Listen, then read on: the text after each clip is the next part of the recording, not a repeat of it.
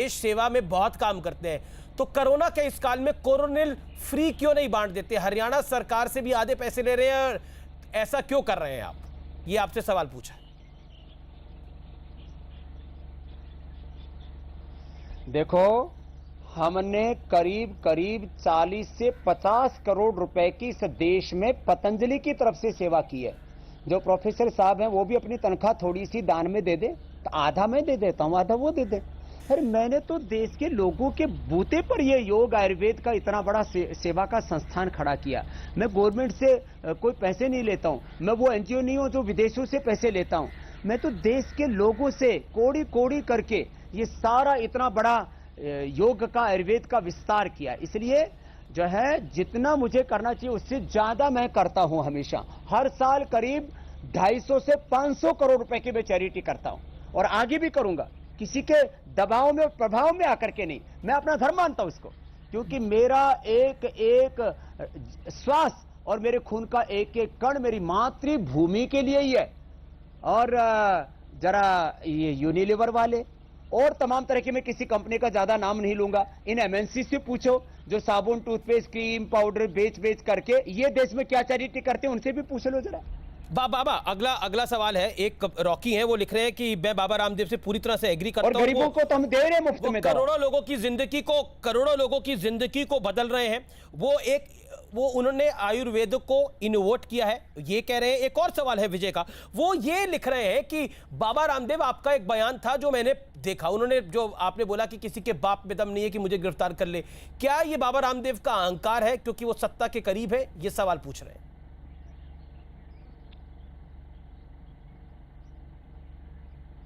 नहीं, देखो, योगी अज्ञान और अहंकार के पार आत्मा और परमात्मा के द्वार जीता है। और मैं अपने आप को बार बार कहता हूं, मैं एक व्यक्ति नहीं, मैं भारत माता का, ऋषि परंपरा का, योग आयुर्वेद का, सनातन का प्रतिनिधि हूं। अब कोई हमको इतना भी कमजोर और लाचार ना माने कि जिसको चाहे वही थप्पड़ मार के चला जाए, ऐसा ठीक नहीं है।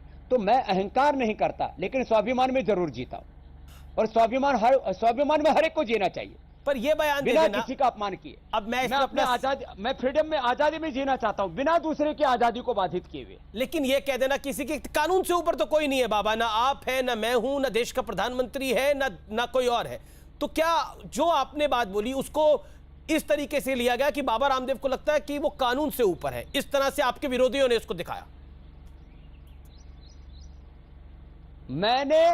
मैंने पूरा स्टेटमेंट दिया ना अमीश भाई, वो यही दिया। मैं देश के कानून का, भगवान के विधान का, देश के संविधान का आदर करता हूं, इसलिए मेरा कोई कुछ नहीं बिगाड़ सकता। आप मेरे 4 वाक्य पूरे पढ़ो, उसी बयान में मैंने बोला हुआ है। मेरे को बुद्धि विस्मृति नहीं है। धी धृति स्मृति भ्रष्टा कर्म यत कुरुते अशुभम प्रज्ञापराधम तम विद्यात सर्व रोग सर्व दोष सर्व दुख प्रकोपणम। तो मैं अपने जो मैंने बोला मैंने पूरा कह दिया। और अभी भी वापस एक बात और दोहरा देता हूं, जी बाबा, सब लड़ाई झगड़ा छोड़ के जो एलोपैथी का श्रेष्ठ है वो ले लो, योग आयुर्वेद नेचुरोपैथी और सनातन संस्कृति का श्रेष्ठ है वो ले लो। आओ मिलजुल करके काम करो, संगच्छध्वम संवदध्वम। वापस कह रहा हूं मैं तो अमीश भाई। बाबा रामदेव, मेरा अगला सवाल आपकी बिजनेस को लेकर है, आपके कारोबार को लेकर है। एफएमसीजी में आपकी कंपनी बहुत बड़ी हो गई, रुचि सोया का आपने अधिग्रहण किया, क्या कहना चाहते हैं? काफी सारे लोग ये सवाल पूछ रहे हैं, क्या बाबा रामदेव को कारोबार बढ़ाने में अब मजा आने लगा है, यानी आनंद आने लगा है? देखो, मेरे को तो देश को परम वैभवशाली बनाने में आनंद आता है। मैं दरिद्र भारत का और दरिद्रता का उपासक नहीं हूं, मैं तो लक्ष्मी नारायण का उपासक हूं, या तो अभ्युदय निश्रेय सिद्धि स धर्म का उपासक हूं। मैं चाहता हूं भारत अमेरिका से, ब्रिटेन से, यूरोप से, सब चाइना से, जापान से सबसे शक्तिशाली राष्ट्र बने। मैंने तो एक बर्बाद हुई कंपनी, यदि उसको ना बचाते रुचि सोया को, तो हजारों लोग बेरोजगार हो जाते। और या इस खाद्य तेल से लेकर के जो न्यूट्रिशन का बाजार है उस पर विदेशी कंपनियों का अधिकार हो जाता। तो मैंने राष्ट्र हित में काम किया। ईस्ट इंडिया कंपनी से लेकर के और वर्तमान में जितनी भी कंपनियां हैं, ये करीब 1000 लाख करोड़ रुपए देश से लूट करके गई हैं। मैं आर्थिक और सांस्कृतिक लूट गुलामी से देश को बचाने का काम कर रहा हूं। और अभी भी इसके साथ ऑर्डर में स्वदेशी समृद्धि कार्ड 100 करोड़ रुपए तो मैं लोगों को दे रहा हूं अभी, और करीब 5 लाख लोगों को रोजगार दिया, आगे 5 लाख लोगों को रोजगार देंगे। इस देश को आगे बढ़ाएंगे और विदेशी कंपनियों की आर्थिक लूट गुलामी से बचाएंगे। ये हमारे फुफ्फा लगे हैं, इनके साथ रिश्तेदारी हो रखी है हमारी कि इन्होंने क्या किया इस देश में, कौन सा चैरिटी का काम किया एमएनसीज ने। पतंजलि के पास अर्थ है तो सारा परमार्थ के लिए है, तो दिक्कत क्या, खूब बढ़ेगा। रुचि सोया भी खूब बढ़ेगा। आज लोगों ने 4-5 गुना उसका शेयर मार्केट में रेट बढ़ा रखा है, तो बाबा रामदेव के कहने से बढ़ा रखा है। स्वामी रामदेव ने तो लोगों को समृद्धि दी है, स्वास्थ्य दिया है, सुख समृद्धि शांति दी है, स्वाभिमान दिया है। वैसे ही पतंजलि भी आगे बढ़ेगा और वोकल फॉर लोकल, और वो लोकल को बनाना है ग्लोबल। तो ये तो आत्मनिर्भरता का मूल सिद्धांत है। मैं तो नहीं कहता हूं कि तुम हॉस्पिटलों पर, डॉक्टरों पर, दवाइयों पर डिपेंडेंट हो जाओ। मैं तो कहता हूं स्वास्थ्य में भी आत्मनिर्भर बनो और आत्मनिर्भर भारत बनाओ। बाबा, क्योंकि आपने ग्लोबल की बात करी और एक और विवाद इस देश में इस समय गर्म है, Twitter versus government of India. Bharat सरकार और ट्विटर का जो झगड़ा है वो है, ट्विटर भारत की सरकार को बता रहा है कि लोकतंत्र क्या होता है। भारत की सरकार कह रही है कि देश दुनिया के सबसे बड़े लोकतंत्र को आवश्यकता नहीं है किसी विदेशी कंपनी से जानने की कि लोकतंत्र क्या होता है। इस पूरे विवाद पर आप क्या कहना चाहते हैं?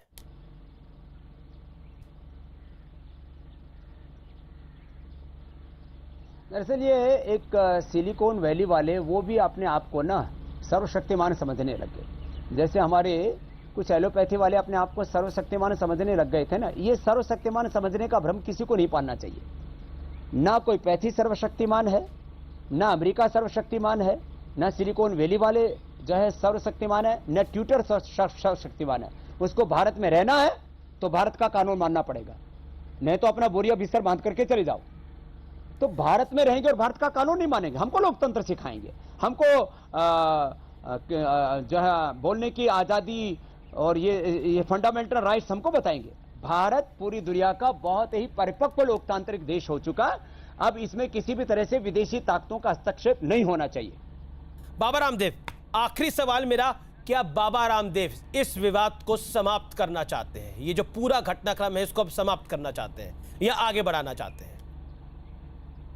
मैं हृदय की गहराई से इस विवाद को विराम देना चाहता हूं और मैं चाहता हूं कि हमारे आईएमए के भाई भी जो आत्म मूल्यांकन करें जी। और वो अपने ऐसे पदाधिकारी जो अनावश्यक रूप से विवाद को तूल देना चाहते हैं, आओ हम सब मिल करके इस देश की भलाई का काम करें।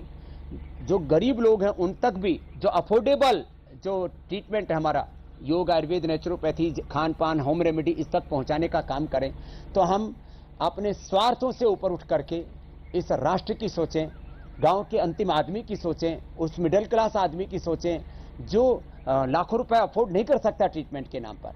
तो मैं इस विवाद को ईमानदारी से, दिल से समाप्त करना चाहता हूं अमीश भाई।